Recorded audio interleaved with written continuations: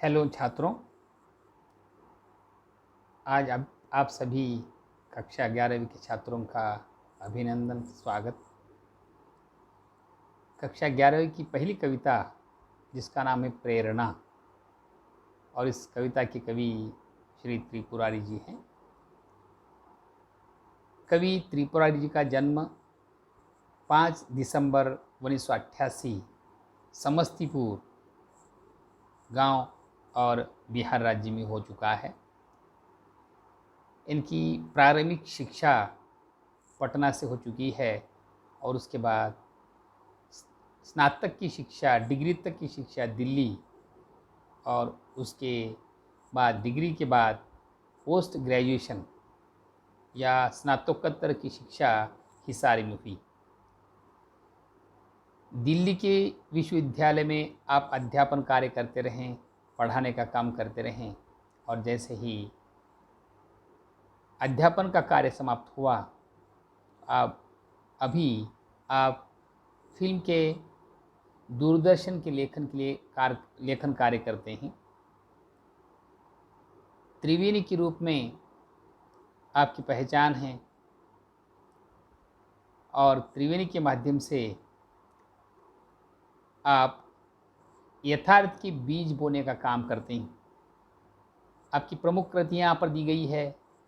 नींद की नदी कविता का संग्रह है, नॉर्थ कैंपस कहानी का संग्रह है, सांस के सिक्के ये त्रिवेणी का संग्रह है।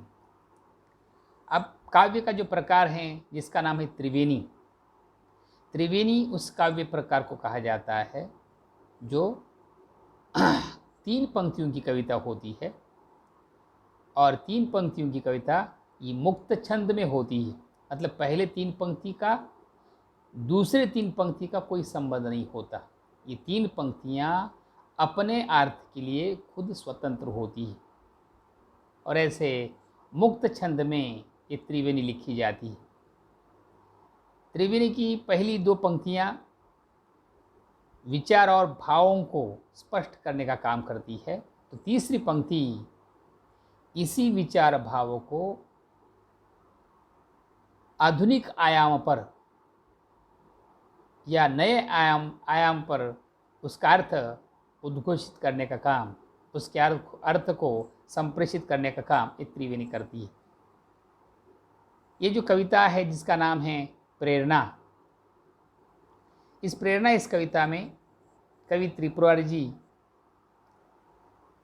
हमें माँ की ममता का महत्व, पिता की ममता का महत्व, और आज के ज़माने में बच्चे किस प्रकार माता पिता के प्यार से, या आज के बच्चों को माता पिता का प्यार किस प्रकार नहीं मिल पाता है, या माता पिता के प्यार को बच्चे किस प्रकार तरसते हैं, ये बताने का काम भी इस त्रिवेणी के माध्यम से कवि त्रिपुरारी जी करते हैं। अब हम सीधा कविता को पढ़ना शुरू करेंगे। कविता की पहली 3 पंक्तियाँ या पहली त्रिवेणी इस प्रकार हैं। माँ मेरी बेवजह ही रोती है, फ़ोन पर जब भी बात होती है, फ़ोन रखने पर मैं भी रोता हूँ।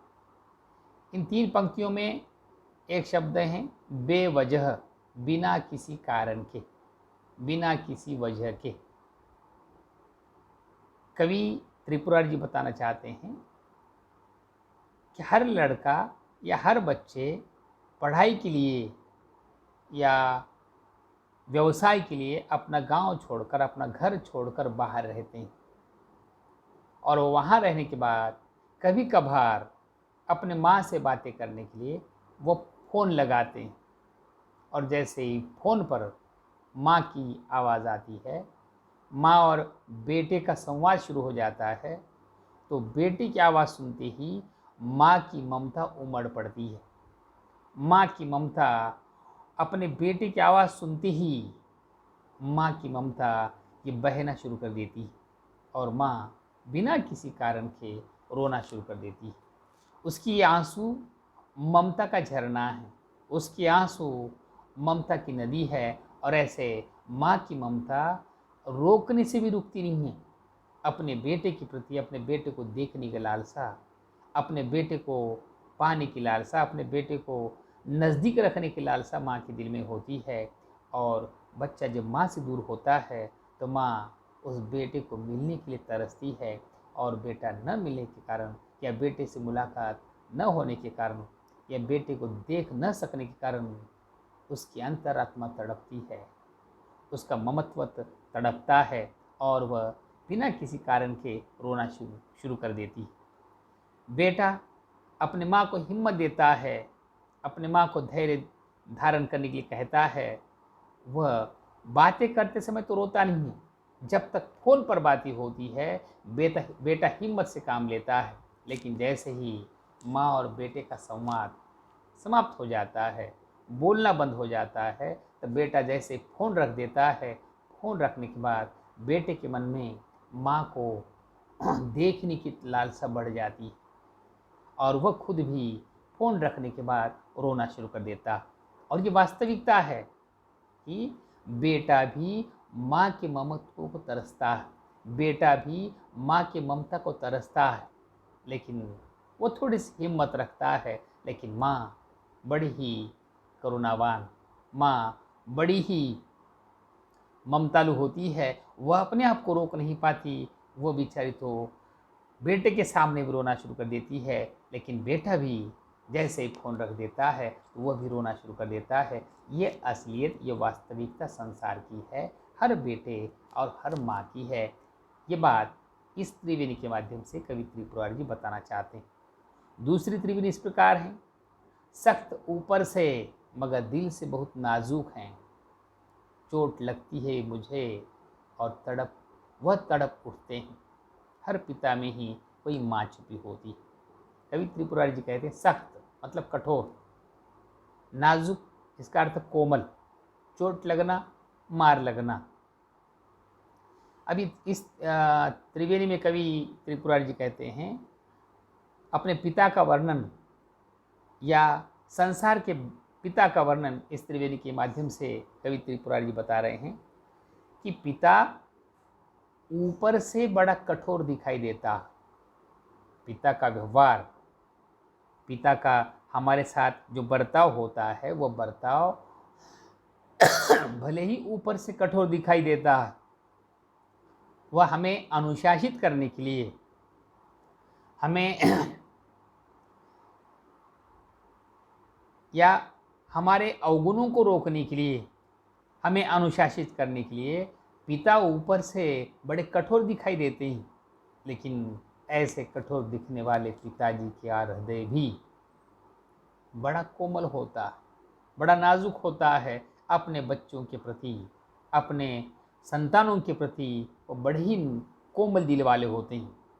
और इसलिए जब भी हम चलते चलते गिर जाते हैं, छोटे बचपन में जैसे हम लुढ़क जाते हैं, गिर जाते हैं, और छोटी सी भी चोट अगर हमें लगती है, मार तो हमें लगती है, लेकिन वेदना पिता को होती है। चोट हम खाते हैं, लेकिन उस चोट की पीड़ा, उस चोट की तकलीफ, पीड़ा, उस चोट की तकलीफ पिता को होती है, और खुद वह तड़पते हैं, खुद वह उस चोट का दुख भोगते हैं। मतलब कवि कहते हैं कि पिता का हृदय इतना नाजुक होता है कि बच्चों की कोई भी वेदना वो खुद महसूस करते हैं। और ऊपर से सख्त दिखने वाला पिता बड़ा ही नरम दिल वाला, बड़ा ही नाजुक दिल वाला होता है। तभी तो बच्चों की वेदना, बच्चों की पीड़ा पिता से सही नहीं जाती। और इसलिए कवि कहते हैं कि हर पिता में ही कोई माँ भी छिपी होती। जिस प्रकार माँ ममता का सागर होती है, जिस प्रकार माँ ममता का सागर होती है, और वैसे ही पिता के हृदय में भी ममता का सागर होता ही है। हर पिता भी माँ के जैसा ममतालु ही होता है। उसके हृदय में भी माँ की ममता छिपी होती है। भले ही वो ऊपर से कठोर दिखाई देता होगा, लेकिन माँ से कम नहीं होता, माँ से कम ममता उनके हृदय में नहीं होती। और ऐसे ममतालु, ऐसे कोमल दिल वाले पिता होते हैं। और ये समाज की वास्तविकता है, ये जीवन की वास्तविकता है ऐसा यहाँ पर कवि त्रिपुरारी जी कहते हैं। तीसरी त्रिवेणी इस प्रकार है। मेरे ऑफिस में महीनों से मेरी दिन की शिफ्ट, तेरे ऑफिस में महीनों से तेरी रात की शिफ्ट। नन्हे बच्चों को तो टुकड़ों में मिले हैं माँ बाप।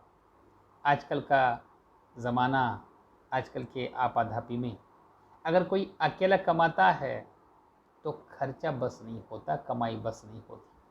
हमारी ज़रूरतें बढ़ चुकी है और हमारी ज़रूरतें बढ़ने के कारण हमारे हमारे सपने बड़े हो चुके हैं, हमारे अरमान बड़े हो चुके हैं और उन सपनों को पूरा करने के लिए, हमारे रोज़मर्रा की ज़िंदगी की जो भी ज़रूरतें हैं उन ज़रूरतों को पूरा करने के लिए अगर अकेला पिता, अगर पुरुष कमाता है, उस कमाई में से हम सुख से या भौतिक सुविधा के साथ जी नहीं सकते।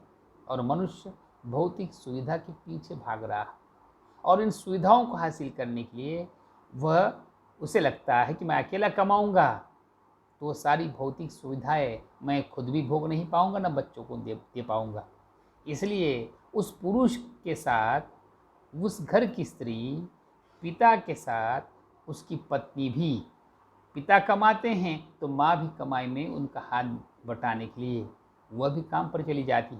इसलिए मैं जिस दफ्तर में काम करता हूँ, जिस ऑफिस में काम करता हूँ, लगातार 1 महीने से मेरी दिन की शिफ्ट है। मैं दिन में काम करता हूँ दफ्तर में, मैं दिन की ड्यूटी करता हूँ और 1 महीने से रात में मेरे पत्नी की नौकरी है, माँ की नौकरी है।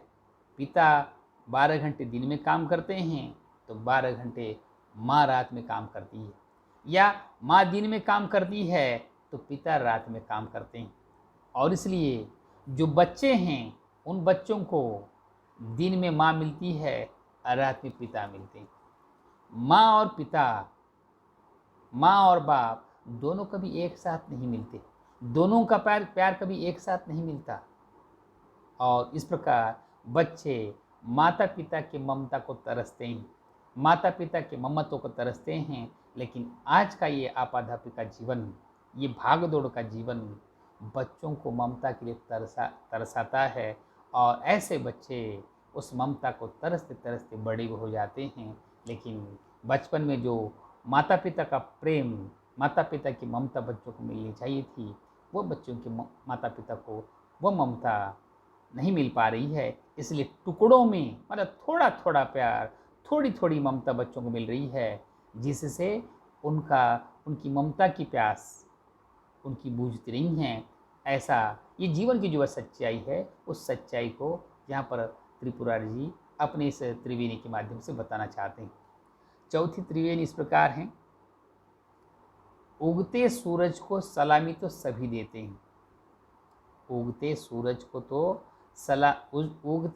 को सलामी तो सभी देते हैं, डूबते वक्त मगर उसको भुला मत देना, डूब ना उगना तो नजरों का महज धोखा। कवि त्रिपुरारी जी कहते हैं उगते सूरज को सलामी तो सभी दे, सलामी मतलब नमस्कार करना, उनके सामने झुकना, उनको मानना, उनको सम्मान देना, आदर देना। कवि त्रिपुरारी जी कहते हैं उगता सूरज, इस शब्द का अर्थ है प्रगति, तरक्की, बोलबाला। जिस आदमी की समाज में तरक्की होती है, बोलबाला होता है, नाम होता है या सफलता मिलती है, उस सफल व्यक्ति के सामने ज़माना झुक जाता है। उस जिसकी चलती है, जिसकी वाहवाह होती है, जिसके पास सब सुविधाएं होती है, और ऐसे सशक्त मनुष्य के सामने, ऐसे बलवान मनुष्य के सामने, ऐसे प्रगतिशील मनुष्य के सामने, ऐसे सफल व्यक्ति के सामने ये ज़माना झुकता है, ज़माना उन्हें सम्मान देता है, मान देता है। लेकिन यही समाज डूबते वक्त मगर उसको भुला मत देना। कभी कहते हैं जो लोग उगने वाले सूरज को सलामी देते हैं, उगने वाले सूरज का नमस्कार करते हैं, उन लोगों को ये भी बात याद रखना चाहिए कि जो आज तरक्की कर रहा है, आज जो यश के शिखर तक पहुंच चुका है, आज जो लगातार सफलता हासिल कर रहा है, वह आदमी कभी कभी असफल भी हो सकता है। वह आदमी कभी कभी प्रगति से पीछे भी पड़ सकता है, और ऐसे समय उस आदमी को कभी भुला मत देना। असफल व्यक्ति को कभी भुला मत देना।